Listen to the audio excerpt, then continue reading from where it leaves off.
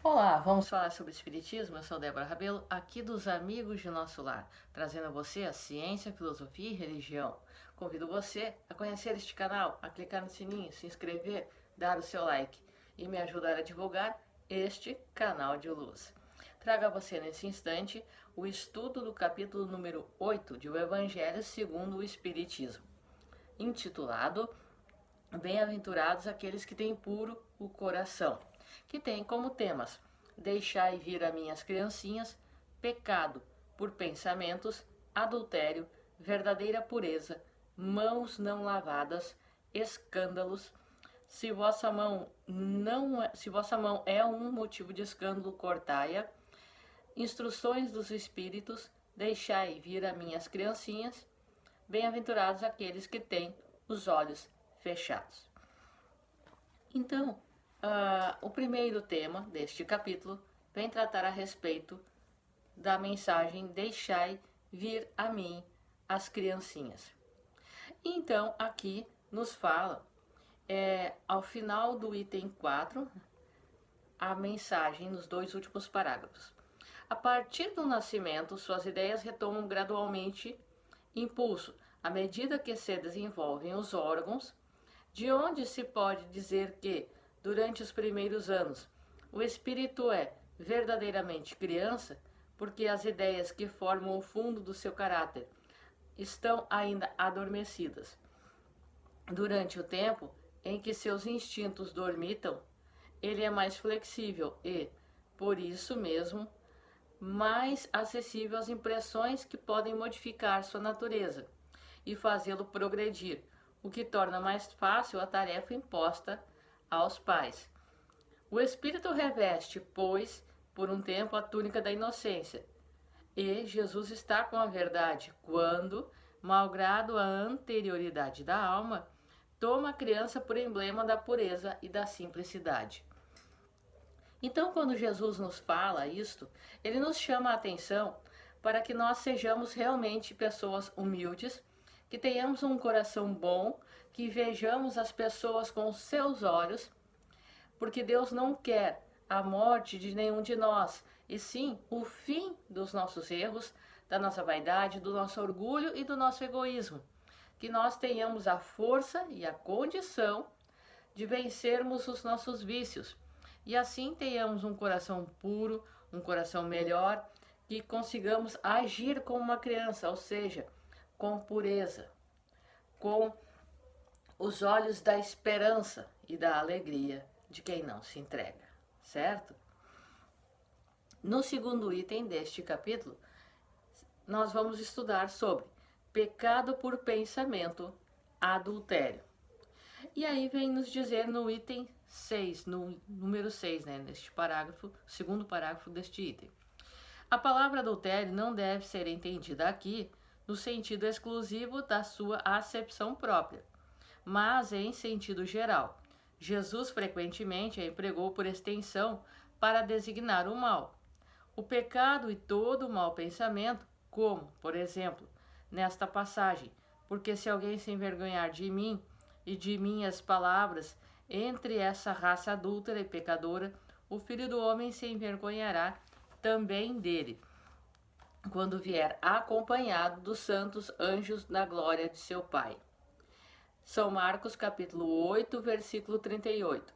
A verdadeira pureza não está somente nos atos, mas também no pensamento, porque aquele que tem o coração puro não pensa mesmo no mal. Foi isso que Jesus quis dizer. Ele condena o pecado, mesmo em pensamento, porque é um sinal de impureza. Então nós podemos ver que aqui nesta passagem, Jesus não estava se referindo somente ao adultério entre homens e mulheres, entre relações conjugais, mas ele estava se referindo também à questão dos desvios de pensamento, porque nós podemos estar pensando uma coisa, falando outra e agindo ainda de uma maneira ainda mais diferente de tudo. Então não basta que eu diga aqui, olha, nós precisamos ser bons, e ser uma pessoa completamente ruim fora do vídeo. Nós precisamos viver lutar por viver aquilo que nós falamos, que nós sabemos que é o correto, aquilo que estudamos e que aprendemos. Porque senão estamos cometendo este pecado de pensamento, este erro de pensamento, este desvio de conduta de pensamento, certo? O terceiro item vem nos chamar a atenção ao título: Verdadeira pureza, mãos não lavadas. E aqui no item número 10 diz: os judeus haviam negligenciado os verdadeiros mandamentos de Deus para se apegarem à prática dos regulamentos estabelecidos pelos homens e dos quais os observadores rígidos faziam casos de consciência. O fundo muito simples acabara por desaparecer sob a complicação da forma. Como era mais fácil observar os atos exteriores do que se reformar moralmente, lavar as mãos do que limpar seu coração, os homens se iludiram e se acreditaram quites para com Deus, porque se conformavam com essas práticas, permanecendo como eram, porque se lhes ensinava que Deus não pedia mais do que isso. Por isso o profeta disse: é em vão que este povo me honra com os lábios, ensinando máximas e ordenações humanas. Então, quando a espiritualidade fala e nos traz aqui esta mensagem, ele vem nos dizer a mensagem que também Jesus já dizia no Novo Testamento: se os teus olhos forem bons, todo o teu corpo será luz. Também que nós, como nos explica o Livro dos Espíritos, somos todos criados simples e ignorantes, mas destinados à perfeição, à felicidade.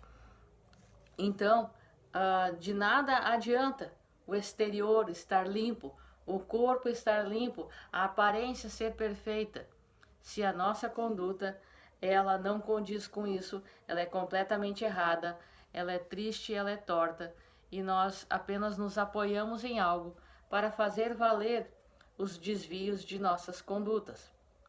E no final desta mensagem, os dois últimos parágrafos nos dizem a seguinte mensagem: o objetivo da religião é conduzir o homem a Deus.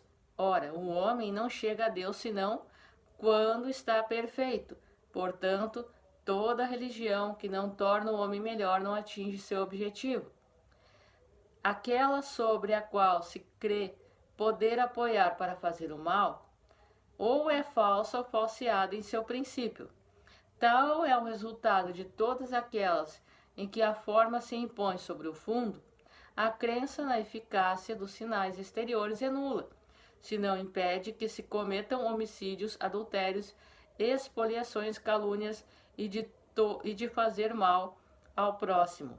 O que quer que seja, ela faz supersticiosos, hipócritas e fanáticos, mas não faz homens de bem. Não basta, pois, ter as aparências da pureza, é preciso, antes de tudo, ter a pureza do coração. Ou seja, nós precisamos conduzir os nossos pensamentos na mesma linha dos nossos atos, que as nossas palavras venham a ser exemplificadas através das nossas atitudes, certo? Muitas pessoas talvez jamais venham a ler o Evangelho segundo o Espiritismo, o Livro dos Espíritos, a Gênese, o Céu e o Inferno, ou o Livro dos Médiuns, obras que são pilares, as obras básicas da doutrina espírita. Mas irão ver através das nossas atitudes se isto que nós falamos condiz com os nossos atos. O próximo item, então, deste capítulo, traz o título: Escândalos, se vossa mão é um motivo de escândalo, cortai-a. Claro que quando isso é colocado, não quer dizer que era para cortar a mão. Muito pelo contrário. Não podemos levar as coisas ao pé da letra, não é mesmo? Mas aqui no item número 12 nos diz: no sentido vulgar escândalo, se diz toda ação que choca, que choca com a moral ou a decência de um modo ostensivo. O escândalo não está na ação em si mesma, mas no reflexo que ela pode ter. Então, adiante, no item 15, vem trazer a seguinte frase: se assim é, dir-se-á, o mal é necessário e durará sempre, porque, se ele viesse a desaparecer, Deus estaria privado de um poderoso meio de castigar os culpados. Portanto, é inútil procurar melhorar os homens. Mas, se não houvesse mais culpados, não haveria mais necessidade de castigos. Suponhamos a humanidade transformada em homens de bem. Ninguém procuraria fazer o mal ao próximo e todos seriam felizes, porque seriam bons. E aí no item 17 traz a frase da famosa contestação: se vossa mão é um motivo de escândalo, cortai-a. A figura energética que seria absurdo tomar ao pé da letra, melhor dizendo, e que significa simplesmente que é preciso destruir em si toda causa de escândalo, isto é, de mal, extirpar de seu coração de todo sentimento impuro e toda fonte viciosa, quer dizer ainda que valeria mais para o homem ter tido a mão cortada do que essa lhe ter servido de instrumento para uma má ação, estar privado da vista do que se seus olhos lhe tivessem dado maus pensamentos. Jesus nada disse de absurdo para todo aquele que apreende o sentido alegórico e profundo de suas palavras. Mas muitas coisas não podem ser compreendidas sem a chave que delas nos dá o Espiritismo. Então, como nós já falamos antes, Deus não quer o nosso mal. Deus não quer a morte de nenhum de nós. Deus quer que nós venhamos a vencer as nossas más tendências. Que se eu falo mal dos outros, eu consiga vencer isto e pare de falar mal das pessoas. Se eu sou uma pessoa falsa, que eu pare de agir dessa maneira e consiga ser uma pessoa verdadeira e confiável. Que se eu sou egoísta, eu aprenda a ser solidária e possa auxiliar as pessoas. É isto que Deus deseja, é isto que a espiritualidade está sempre nos intuindo, nos inspirando e nos fortalecendo neste caminho da transformação, para que a gente venha a conseguir realizar a nossa reforma íntima, a nossa modificação de um estado animalizado mais perto do início do que da nossa destinação à felicidade suprema, certo? E o outro item seguinte vem nos chamar a atenção ao título: Deixai vir a mim as criancinhas. Então, no final deste item, nós temos o parágrafo que descreve assim, desta seguinte forma: se tendes o amor, tendes tudo o que se pode desejar sobre a terra. Possuíres a pérola por excelência, que nem os acontecimentos, nem as maldades daqueles que vos odeiam e vos perseguem poderão vos arrebatar. Se tendes o amor, tereis colocado o vosso tesouro lá onde os vermes e a ferrugem não podem atingi-lo, e vereis apagar-se insensivelmente de vossa alma tudo o que pode manchar-lhes a pureza. Sentireis o peso da matéria diminuir dia a dia, e, semelhante ao pássaro que plana nos ares e não se lembra mais da terra, subireis sem cessar, subireis sempre, até que vossa alma embriagada possa se saciar de seu elemento de vida no seio do Senhor. O Espírito Protetor, Bordeaux, 1861.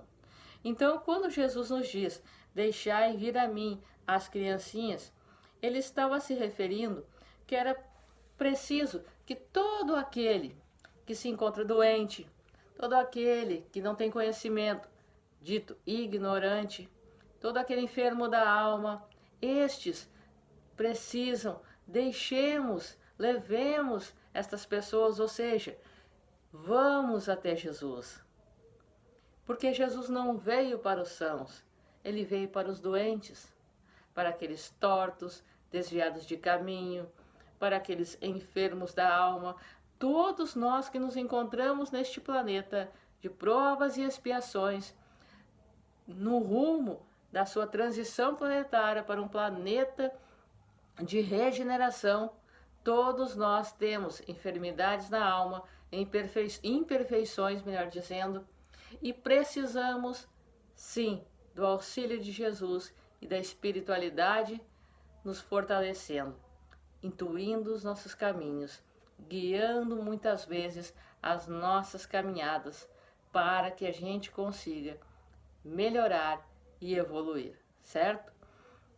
Então, o último item deste capítulo número 8 se chama Bem-aventurados aqueles que têm os olhos fechados. Um título bem curioso, não é mesmo? Então, aqui vem nos dizer a espiritualidade. No item 20, o primeiro parágrafo desta mensagem. Meus bons amigos, por que me haveis chamado? É para me fazer impor as mãos sobre a pobre sofredora que está aqui e a cure? Ah, que sofrimento, bom Deus! Ela perdeu a vista e as trevas se fizeram para ela. Pobre criança, que ore e espere. Não sei fazer milagres, sem a vontade do bom Deus. Todas as curas que pude obter e que vos foram assinaladas, não as atribuais senão àquele que é nosso Pai em tudo. E, mais adiante, traz a espiritualidade. Mais uma vez que eu estou aqui numa assembleia onde se trata, antes de tudo, de estudos, eu vos direi que todos aqueles que estão privados da vista deveriam se considerar como os bem-aventurados da expiação. Lembrai-vos de que Cristo disse que seria preciso arrancar vosso olho, se ele fosse mau, e que valeria mais que ele fosse lançado ao fogo do que ser causa de vossa perdição. E, no final deste parágrafo, então, vem nos trazer a mensagem à espiritualidade. Item 21. Nota: quando uma aflição não é consequência dos atos da vida presente, é preciso procurar-lhe a causa numa vida anterior. O que se chama de caprichos da sorte não são outras coisas senão os efeitos da justiça de Deus. E no final deste parágrafo, a frase seguinte: ele mesmo, em seu arrependimento, pôde escolher essa expiação, em se aplicando estas palavras de Jesus: se vosso olho vos é um motivo de escândalo, arrancai-o. Então nós podemos perceber que, como diz a espiritualidade aqui acima, bem-aventurado o cego que quer viver com Deus, mais feliz que vós que estáis aqui. Ele sente a vontade, toca, vê as almas, pode se lançar com elas nas esferas espirituais que os próprios predestinados da terra não veem. Então nós percebemos que muitas vezes nós temos toda a condição, todas as forças, todo o auxílio para sermos felizes, para conseguirmos caminhar, seguir o nosso caminho, vencer as imperfeições, cumprir com a missão pessoal, social, coletiva que recebemos, mas que nos deslumbramos, nos perdemos com tudo que existe à nossa volta. E é por isso que muitas vezes mais vale aquele que está privado de ilimitado em sua liberdade, em suas condições, que muitas vezes este faz muito mais, se esforça muito mais do que nós em nossa liberdade e em nossas condições físicas, morais e financeiras, certo? Então, este foi o capítulo, número 8 do Evangelho segundo o Espiritismo, intitulado Bem-aventurados os pobres de espírito. Convido você a continuar nos nossos estudos aqui neste canal Amigos de Nosso Lar, ajudando a divulgar este canal de luz.